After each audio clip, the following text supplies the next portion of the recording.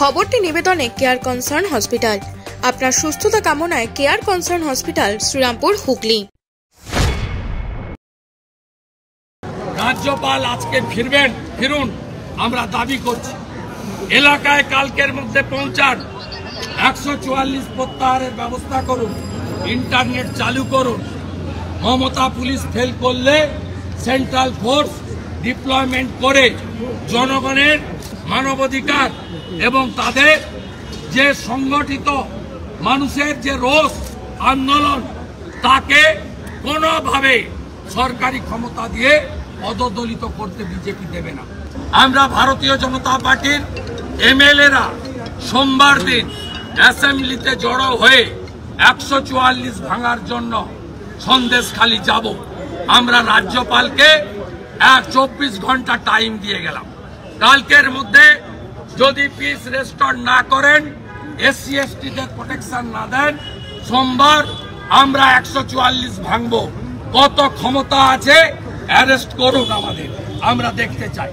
আর গভর্নরকে বলে গেলাম, তার সেক্রেটারিকে, ওএসডিকে, যে ভাইপো এখানে এসে 7 দিন ধরে ছামড়া বেঁধে বিনীত গোয়েলের সৌজন্যে এখানে ধর্ণা নাটক করেছে। আমরা সন্দেশখালীকে বাঁচানোর জন্য আপনার কাছে আসছি এবং আপনি কিছু না করলে লাগাতার ধর্ণা আপনার সিঁড়িতে বসে বিজেপির এমএলএরা দেবে। আগামী 24 ঘন্টা সময়সীমা বেঁধে দিয়েছেন শুভেন্দু অধিকারী এবং তিনি বলেছেন যে যদি কিছু না হয় সেক্ষেত্রে রাজভবনের সিঁড়িতেই তিনি ধর্ণা দেবেন এবং না আগামী সোমবার দিন সন্দেশখালী যাবেন বিধায়কদের নিয়ে। কি বলবেন?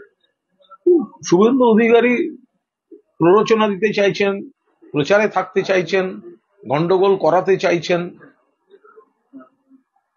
সন্দেশখালী পরিস্থিতি ক্রমশ নিয়ন্ত্রণে আসছে, পুলিশ প্রশাসন সেখানে তাদের দায়িত্ব পালন করছেন।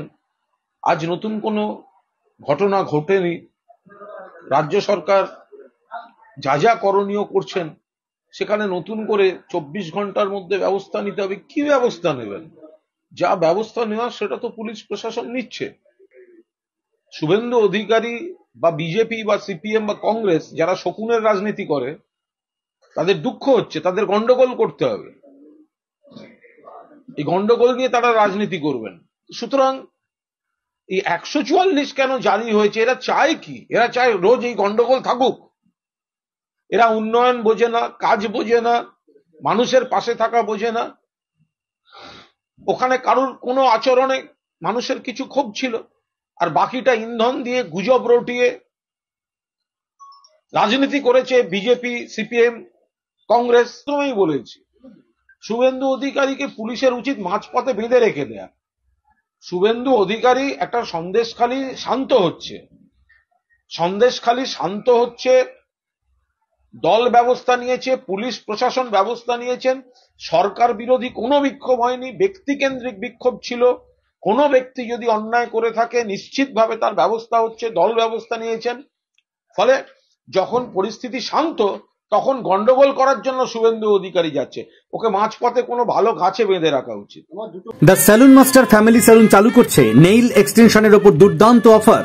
আপনি যে কোনো সার্ভিসের ওপর 300 টাকা দিলেই পেয়ে যাবেন যে কোনো একটি হাতে নেল এক্সটেনশন। তাহলে আজই চলে আসুন আমাদের নিকটবর্তী ঠিকানায়।